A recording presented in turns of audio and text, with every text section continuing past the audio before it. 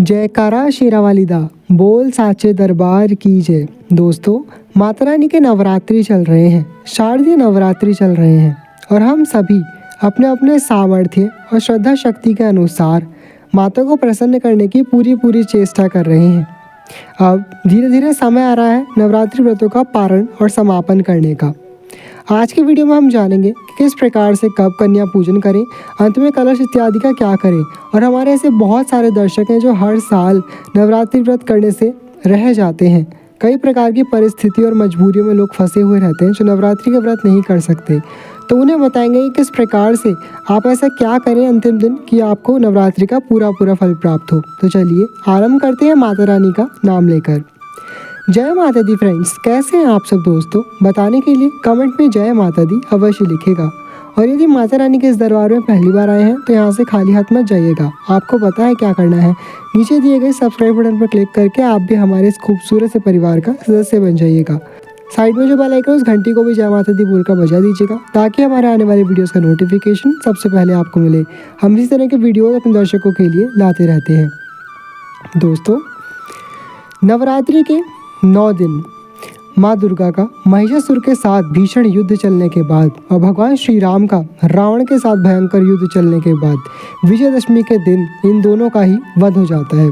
विजयदशमी का पर्व बुराई पर अच्छाई की जीत के रूप में मनाया जाता है। दोस्तों, नवरात्रि का पारण करने का भी अब धीरे धीरे समय आ गया है। आपको बता दें कि 22 तारीख को श्री दुर्गा अष्टमी है, महाअष्टमी है। इस दिन कन्या पूजन इत्यादि बहुत से लोग करते हैं, वो आप कर सकते हैं। वरना आपके यहाँ जब भी कन्या पूजन हो, अष्टमी, नवमी, दशमी, ये तीनों ही दिन कन्या पूजन के लिए श्रेष्ठ माने गए हैं। नवरात्रि दुर्गा विसर्जन विजयदशमी के दिन करा जाता है, जो कि इस बार 2023 में 24 तारीख को मंगलवार के दिन पड़ रहा है। दोस्तों, आपको बता दें, जो भी लोग नवरात्रि के व्रत पूजा कर रहे हैं, जिनसे कोई भी भूल चूक कमी अपराध पाप हो गया है, या फिर ऐसे बहुत सारे लोग हैं जो पूरे नवरात्रि के व्रत नहीं कर पाए हैं या कुछ भी नहीं कर पाए हैं नवरात्रि में, तो उनके लिए बहुत ही सुनहरा अवसर है।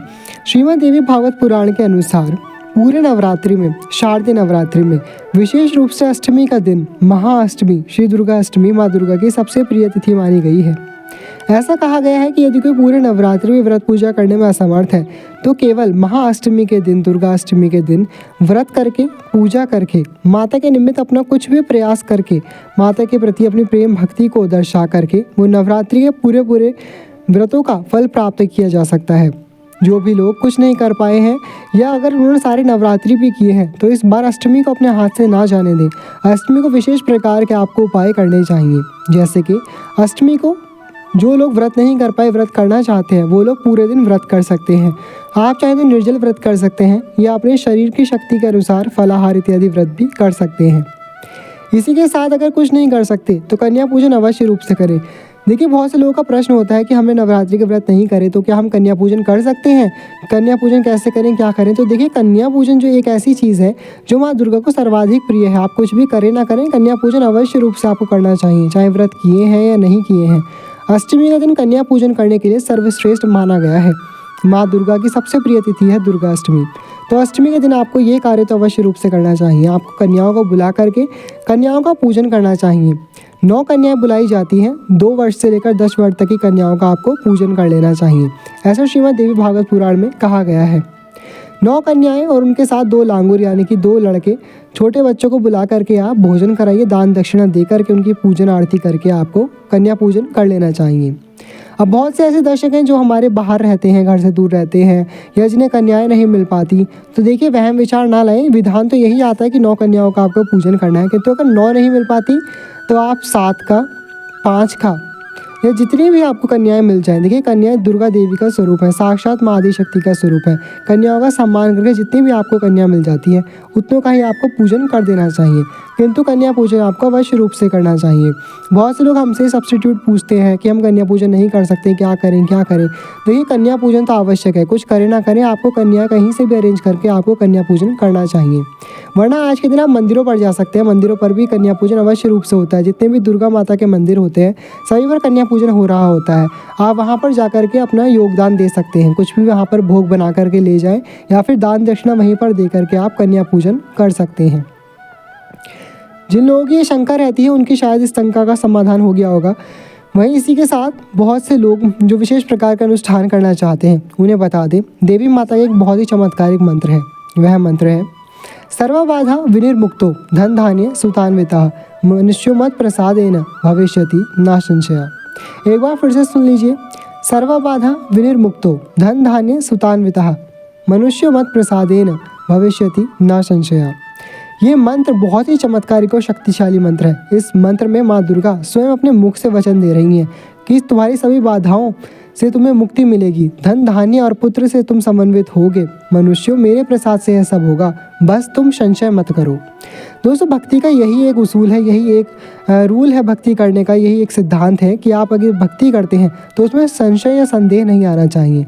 बहुत से लोगों के मन में ऐसा संदेह आ जाता है कि पता नहीं भगवान हमारी प्रार्थना सुन रहे हैं या नहीं, इतना समय हो गया है, हमें कोई सुन ही नहीं रहा है, हम इतने समय से प्रार्थना कर रहे हैं, भगवान कब पूरी करेंगे ये वो। तो अपने मन में किसी प्रकार का आपको संदेह नहीं लाना होता है। जब भक्ति है तो विश्वास रखिए, भगवान के यहाँ देर है किंतु अंधेर नहीं है, और मेरी माता रानी तो सबकी खाली झोलियाँ भरने वाली हैं। वो अपने इसी नाम से प्रसिद्ध हैं कि जो भी उनके दरबार पर आता है वो खाली लौट करके नहीं आता। इसलिए दोस्तों, ये मंत्र अपने आप में बहुत ही शक्तिशाली, इसमें माँ दुर्गा स्वयं वचन दे करके आपको विश्वास दिला रही हैं। बस आपसे इतना मांग रही हैं कि ना संशय मत कीजिए। तो इसलिए इस मंत्र को ना सिर्फ नवरात्रि में बल्कि कभी भी आपको जब भी मन करे, जब भी मन घबराए, तभी आपको इस मंत्र का जाप करना चाहिए। वरना विशेष रूप से नवरात्रि के दिन तो आपको इस मंत्र का अवश्य रूप से जाप कर लेना चाहिए। जो भी लोग पूरे नवरात्रि नहीं कर पाए हैं वो कम से कम अष्टमी के दिन या फिर सप्तमी, अष्टमी, नवमी, दशमी या जो भी नवरात्रि का दिन आपको मिल जाता है उस दिन आप इसकी मंत्र की एक माला 108 मनकों की माला से जाप कर लीजिए। आप चाहें तो अधिक भी जाप कर सकते हैं, 1000 बार जाप कर सकते हैं। फिर इसका दशांश आपको हवन कर लेना चाहिए। दशांश यानी कि 10% हवन कर लेना चाहिए। आपने जितने भी मंत्र जपे हैं उसके 10% आपको मंत्रों से आपको हवन कर लेना चाहिए। यदि आपने 108 बार इस मंत्र को जपा है तो उसका 10% यानी कि 10.8 होगा। इसे पूरा करें तो 11 लगभग आपको 11 आहुति दे करके इसका दशांश हवन कर लेना चाहिए। जहाँ पर भी दशमलव में संख्या आ रही होती है वहाँ पर आपको उसे पूरा करके उतने संख्याओं से हवन कर लेना चाहिए। वहीं जो लोग नवरात्रि में नहीं कर पाए हैं, ये मंत्र बहुत ही शक्तिशाली, इसका अनुष्ठान करना चाहते हैं तो उन्हें बता दें कि नवरात्रि से आरंभ करके या किसी भी महीने के शुक्ल पक्ष से आरंभ करके आप 40 या 41 दिन तक इस मंत्र का अनुष्ठान कर सकते हैं। तो देखेंगे किस प्रकार से आपके जीवन की कई प्रकार की समस्याएं दूर हो जाती हैं। इसी के साथ श्रीमद् देवी भागवत पुराण और दुर्गा सप्तशती के 12वें अध्याय में माँ कहती हैं कि पूरे साल भर में जो मेरी पूजा इत्यादि की जाती है, उस अभिषेक भोग इत्यादि किया जाता है, उससे भी मुझे इतनी प्रसन्नता नहीं मिलती जितना कि मेरे दुर्गा सप्तशती के इन चरित्रों का पाठ करने मात्र से मिल जाती है। विशेष रूप से माँ दुर्गा बताती है कि अष्टमी के दिन, नवमी तिथि में या फिर चतुर्दशी तिथि में जो भी दुर्गा सप्तशती का पाठ करता है उसकी सभी प्रकार की मनोकामनाएं माँ पूर्ण करके सभी दुखों को दूर कर देती है। कोई भी ऐसी मनोकामना नहीं जो माँ पूर्ण ना कर सकें दोस्तों। इसलिए अष्टमी के दिन, नवमी के दिन, इन दिनों में विशेष रूप से आपको दुर्गा सप्तशती का पाठ कर लेना चाहिए। दुर्गा सप्तशती का पाठ कैसे करना है, कन्या पूजन कैसे करना है, नवरात्रि का विसर्जन कैसे करना है, इन सभी का डिटेल में हमने वीडियो बनाए रखे हैं, उसमें सब कुछ करके भी दिखाया है। उन सभी का लिंक हम आपको डिस्क्रिप्शन बॉक्स में दे देंगे, वहाँ से जा करके आप अवश्य रूप से देख लीजिएगा। वहीं 24 तारीख को विजयदशमी का पर्व है, दशहरा का पर्व मनाया जाएगा। इस दिन जो भी लोग आप नवरात्रि की पूजा इत्यादि कर रहे हैं, अंतिम दिन भी आपको उसी प्रकार से सुबह सुबह पूजा करने के बाद ही माँ का विसर्जन करना चाहिए। विसर्जन में आपको सबसे पहले तो पूजन में आपको आयुध पूजा की जाती है। जो भी आपके अस्त्र शस्त्र हैं उन सभी की पूजा करनी चाहिए। क्षत्रिय हैं तो अस्त्र शस्त्रों की पूजा करें, वरना जो भी ऐसे शस्त्र हैं जिनसे आप अपनी डेली का काम करते हैं, फिर चाहे वो आपकी पुस्तकें हों वो भी आपका शस्त्र है, आपके घर का जो भी सामान है वो आपके शस्त्र हैं, आपका लैपटॉप, मोबाइल इत्यादि सब आपके शस्त्र हैं। इन सभी से आप अपनी जीविका चलाते हैं, इन सभी का आपको दशहरे के दिन पूजन कर लेना चाहिए।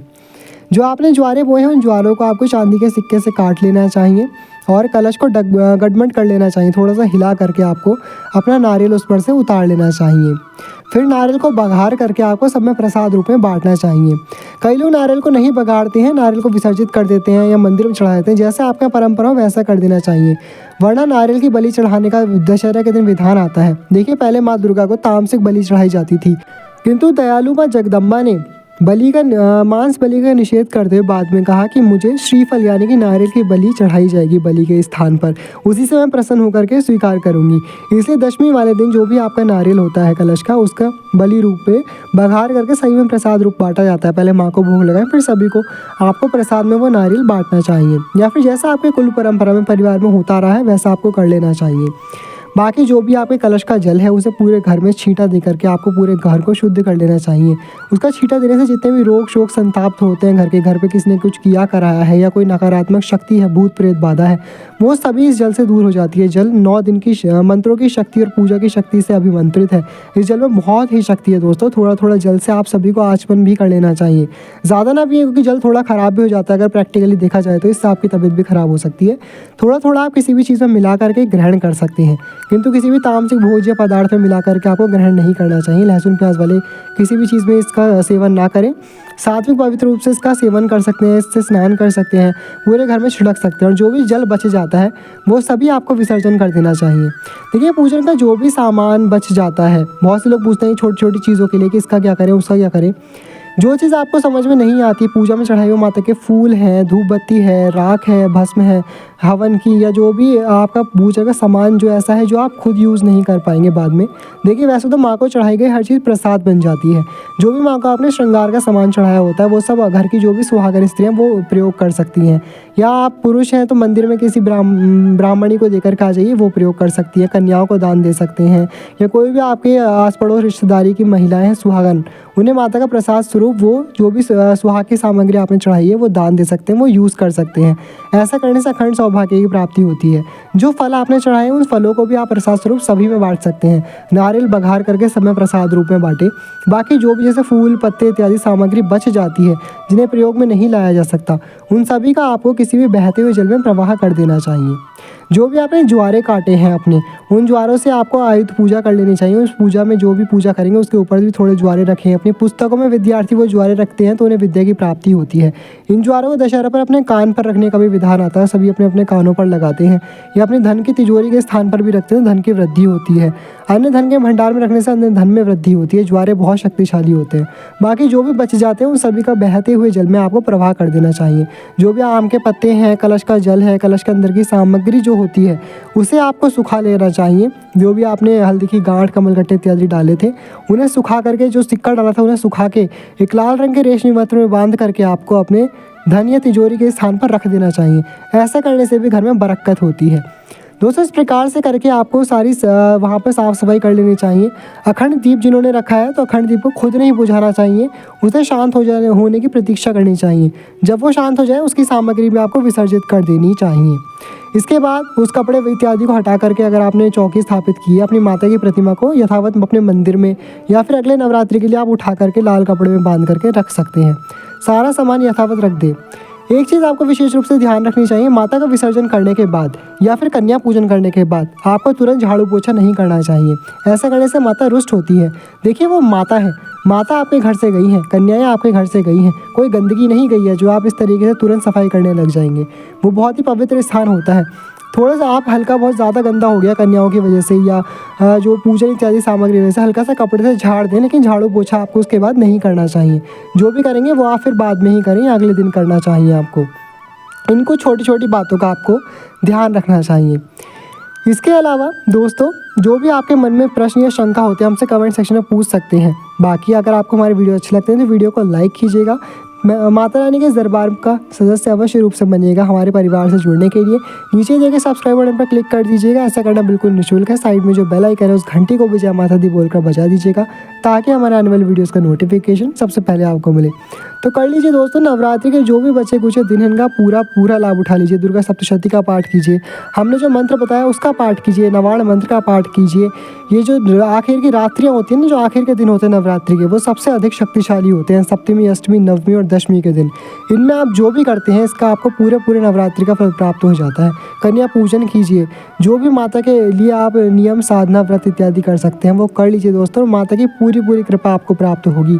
कुछ नहीं कर सकते, माता के किसी भी मंदिर में जाएं, माँ के दर्शन करें, प्रसाद चढ़ा करके आए, आप घर से दूर हैं तो तो इस प्रकार से करके नवरात्र का पूरा लाभ उठाइए। अब मिलेंगे अगले वीडियो में और भी अद्भुत जानकारी के साथ। वीडियो को लाइक कीजिएगा, दूसरों से भी शेयर कीजिएगा और हमसे कनेक्टेड रहिएगा। तब तक के लिए thank you all, love you all, जय माता दी।